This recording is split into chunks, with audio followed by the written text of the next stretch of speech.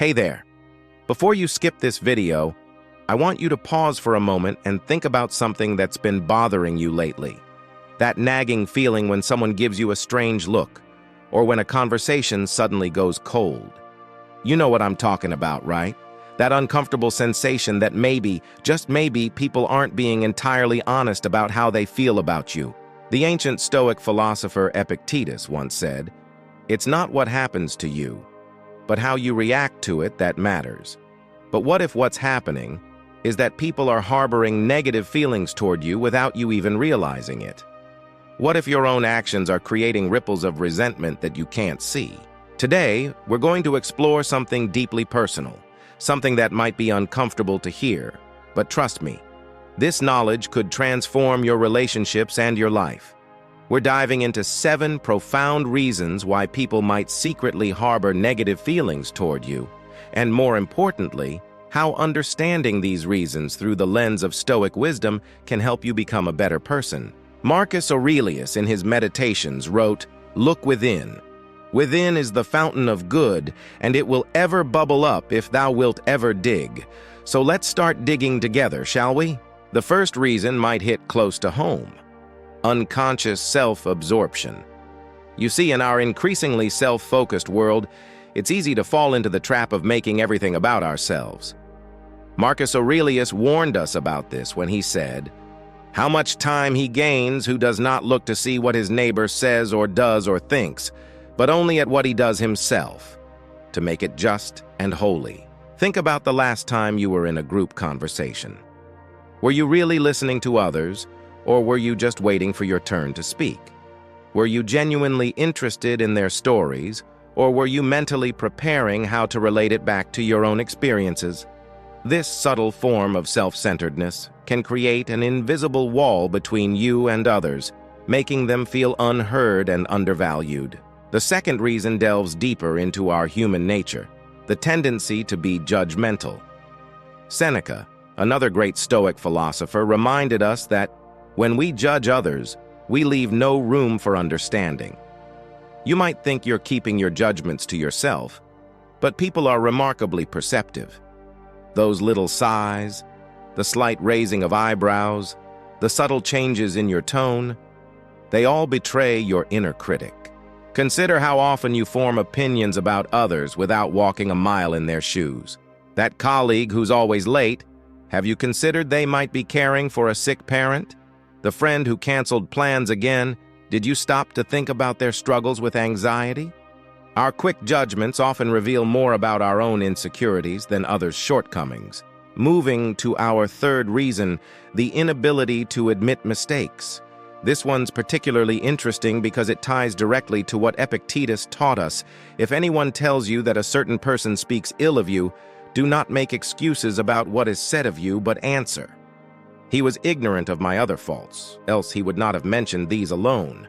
When was the last time you genuinely apologized for something? Not a quick sorry mumbled under your breath, but a sincere acknowledgement of your mistake and its impact on others. Our ego often prevents us from admitting when we're wrong, and this stubborn pride can build invisible walls of resentment in our relationships. The fourth reason might surprise you: constant negativity.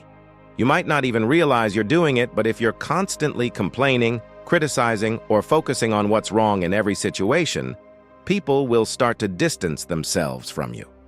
Marcus Aurelius wisely noted, "The happiness of your life depends upon the quality of your thoughts." Think about that friend who always sees the cloud in every silver lining. After a while, it becomes exhausting to be around them, doesn't it? Now, ask yourself honestly, could you be that friend to others? Are you the one always pointing out problems without offering solutions, always seeing what's wrong instead of what's right? The fifth reason cuts deep: emotional vampirism. This is when you consistently drain others' emotional energy without reciprocating or even recognizing it. Seneca warned us about this when he said, "Associate with people who are likely to improve you." But what if you're the one people need to avoid to improve themselves? Do you find yourself constantly needing support, but rarely having the emotional bandwidth to support others? Do you dump your problems on friends, but become mysteriously busy when they need a shoulder to cry on? This imbalance in emotional give and take can create deep-seated resentment. The sixth reason is particularly relevant in today's world: inauthentic behavior. Epictetus said, "If you want to improve, be content to be thought foolish and stupid." Yet, how often do we put on a facade to appear more successful, happier, or more put together than we really are?